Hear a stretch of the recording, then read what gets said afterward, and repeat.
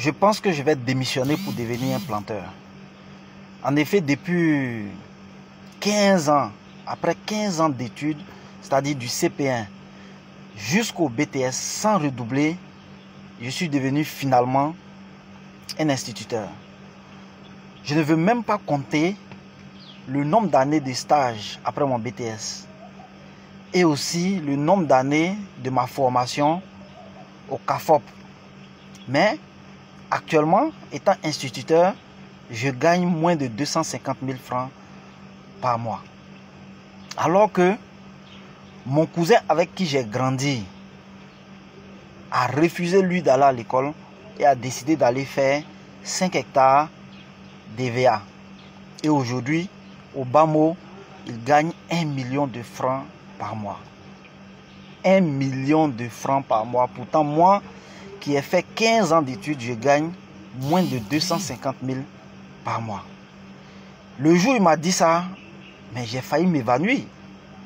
Or, ce qui me fait mal, c'est quand à la fin du mois, les parents, les cousins du village m'appellent pour m'expliquer leurs problèmes parce que on sait pertinemment qu'à partir du 25, tous les fonctionnaires sont payés. À partir du 25, tout le monde m'envoie des SMS pour me dire c'est juste un bonjour. Et 5-6 jours après, on m'envoie un message pour me dire que j'ai besoin de temps, aide-moi à faire ci. Alors que mon cousin, qui gagne lui plus de 4 fois que moi, lui il est tranquille dans son coin. Parce que bon, on s'est dit que lui c'est un cultivateur, il se débrouille. Voici les mots qu'un jeune a eu à me raconter au téléphone pour qu'on puisse lui apporter des solutions. C'est vraiment triste. C'est vraiment triste qu'on ne puisse pas mettre en avant les qualités de l'entrepreneuriat dans n'importe quel domaine.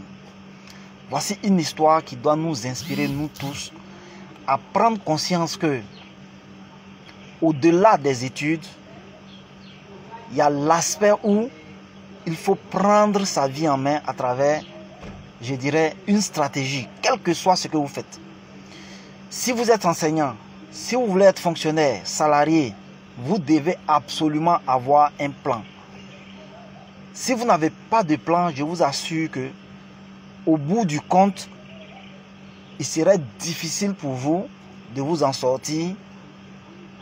Parce que pour moi, ne pas avoir de stratégie, même lorsque vous devez devenir un salarié, va vous mettre dans un piège sans fin. Combien de personnes salariées aujourd'hui arrivent à s'en sortir au bout de 10 jours après la fin du mois? Combien de fonctionnaires, combien de nos frères arrivent aujourd'hui à vraiment assurer un avenir, le minimum d'avenir à ses enfants,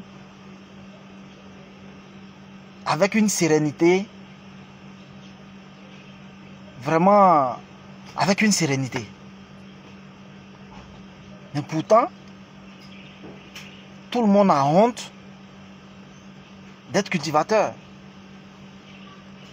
Oui, tout le monde a honte. Mais avec cette histoire-là, ça nous montre clairement l'importance qu'a le fait d'entreprendre très tôt. Il y a le coach Moussa Ouedraogo du Burkina un jour qui racontait l'histoire selon laquelle pourquoi est-ce que les maracas réussissent très vite. Parce que c'est des gens qui commencent très tôt le business. Depuis l'âge de 5, 6, 7, 8 ans, c'est des gens qui commencent à avoir des responsabilités dans la famille.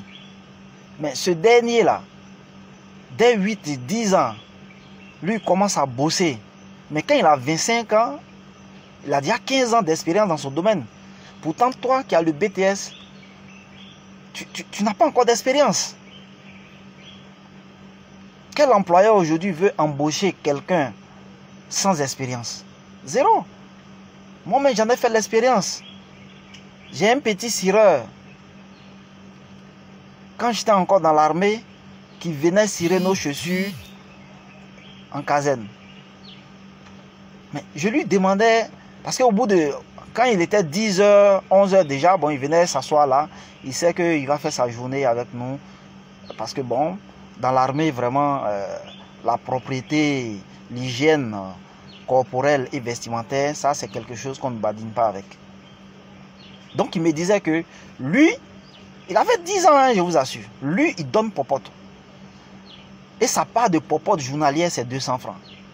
Donc le petit, dès qu'il avait ses 200 francs, il venait s'asseoir devant le camp toute la journée pour cirer les chaussures. Bon, peut-être il rentrait à 1000 francs, 2000.